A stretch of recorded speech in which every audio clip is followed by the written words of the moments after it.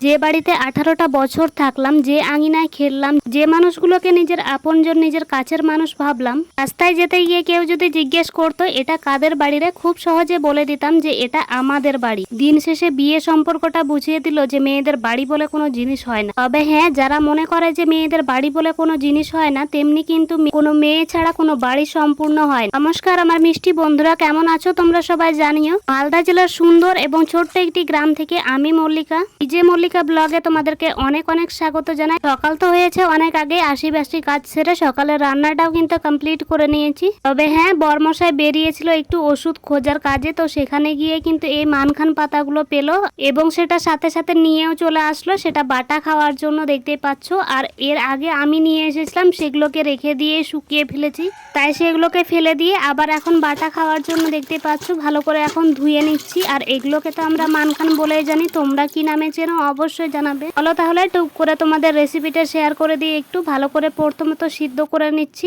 এইদিকে দেখো পেঁয়াজ রসুন সাথে কিন্তু একটা শুকনো লঙ্কা এবং একটা কাঁচা লঙ্কা নিয়ে নিয়েছি কেটে। কড়াইয়ের মধ্যে তেল দিয়ে সবটা কিন্তু দিয়ে দেবো, আর সাথে যে পাতাটা আছে সেই পাতাটা দেব। সেই পাতাটা দিয়ে কিন্তু ভালো করে নাড়িয়ে নিতে হবে। রান্না করতে করতে চলো তোমাদের একটা কথা বলে দিই, যে বাড়িতে আমরা ছোট থেকে বড় হয়, যে বাড়িতে আমাদের এত এত স্মৃতি জড়িয়ে, সেই বাড়িতে কিন্তু দিনের শেষে আমাদেরকে বেড়াতে যেতে হয়, সেই বাড়ির অতিথি হয়ে যায় আমরা। কি অদ্ভুত তাই না মেয়েদের জীবনটা। যেখানে এক গ্লাস জল পর্যন্ত গড়িয়ে খেতে পারতাম না, সেই জায়গা থেকে দাঁড়িয়ে এখন কত কিছুই না শিখে গিয়েছি বা করতে হচ্ছে। তবে হ্যাঁ, যে সম্পর্কে না বলে কোনো কিছু বোঝার চেষ্টা করে যে আমার পাশে থাকা জীবন সঙ্গীটি ঠিক কি চাইছে, তার কি কষ্ট হচ্ছে, সেই সম্পর্কগুলো একটু বেশি অদ্ভুত সুন্দর তাই না।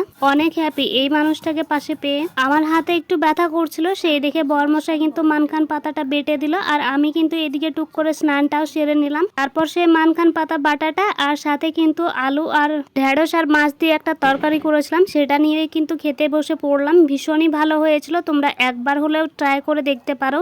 আর হ্যাঁ, যে সম্পর্কগুলোতে সবসময় বলে বোঝাতে হয় বা বলতে হয় যে আমার এটা লাগবে সেটা লাগবে, বা আমার এটা কষ্ট হচ্ছে বা সেটা কষ্ট হচ্ছে, এই সম্পর্কগুলোকে কিন্তু টেনে নিয়ে যাওয়া হচ্ছে, পালন করা নয়।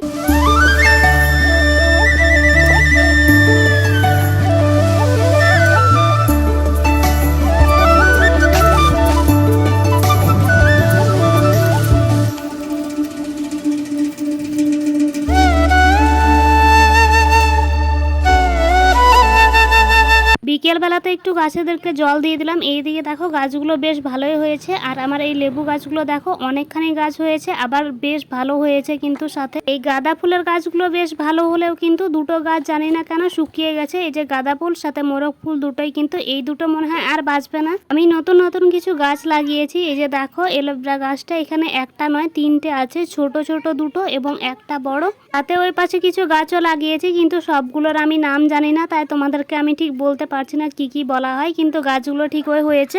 আর এই দিকে দেখো এই পুঁই ডাঁটা গাছটাও ভালোই হয়েছে, তার সাথে এখানে জবা ফুলের একটা ডাল এনে।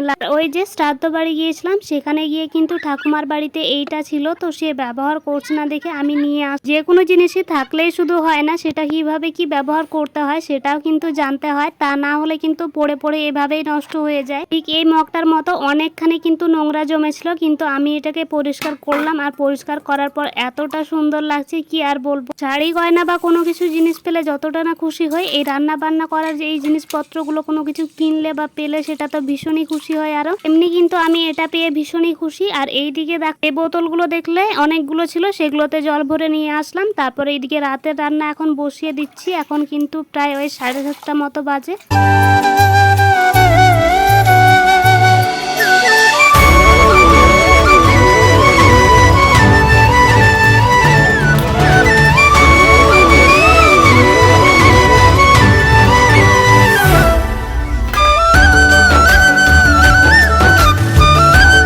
থালা বাসনগুলো তো সবসময় ঢাকিয়ে রাখতে হচ্ছে, কারণ যেহেতু নোংরা পড়ছে ওই বাঁশের গুঁড়োগুলো, তো সেই কারণে। আর এইদিকে বোতল টতল সব কিছু রেখে দিয়েছি গুছিয়ে। আর এইদিকে দেখো পান্তা আছে অল্প একটুখানি, বরমশাই কাজের থেকে চলে এসেছে, কিন্তু বাজার করে নিয়েও এসেছে, কারণ বাড়িতে রান্না করার মতো কোনো কিছুই ছিল না, সেই কারণে আমি তাকে বাজারও আনতে বলেছিলাম ফোন করে। দেখো কি কি নিয়ে এসেছে, চলো খুলে দেখায় তোমাদের। প্রথমত এখানে যেটা আছে সেটা হচ্ছে আলু, তার সাথে নিয়েছে এই যে আমড়া, বেশ ভালোই হলো, আমড়া দিয়ে চাটনি করা হবে। অনেকদিন দিন খাওয়া হয় না কোনো কিছু চাটনি, সেই যে আমের চাটনি খেয়েছিলাম সেটাই। আর এখানে আছে ঢ্যাঁড়স আর সাথে আছে আদা।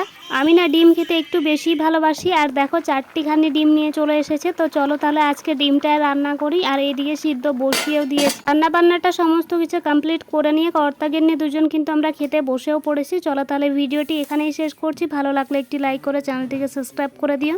শুভরাত্রি, ভালো থেকো সবাই, দেখা হচ্ছে নেক্সট কোনো ভিডিওতে, ভালো থেকো।